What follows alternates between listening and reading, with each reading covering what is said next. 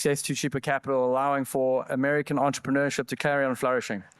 Over to you, Peter. Yeah, I just wanted to say, I think there's an interesting virtuous feedback cycle here too. Over a career, the financial markets have become more and more important to the real economy. It's almost impossible to separate them. You could argue that private credit has in fact helped forestall that wall of defaults that we were talking about. And so private credit supports the real economy because there's a demand for it. There's only a bubble when there's not a demand for something, right? There's too much supply of something and not enough demand.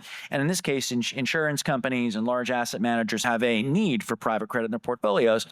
And we have a very large real estate business at 𝐸𝐭, and we are finding opportunities in commercial real estate. It was a baby with the bathwater situation for a while, but we're deploying private credit dollars that clearly have helped to forestall some defaults in the commercial real estate market. And so we're also seeing that, frankly, because when loans reside in the private credit market, if you contrast the actual default rate to the PIK adjusted default rate, the PIK adjusted default rate's probably 5 and change. The actual default rate's something lower than that, 2.5% to 3%. Correct me if I'm wrong.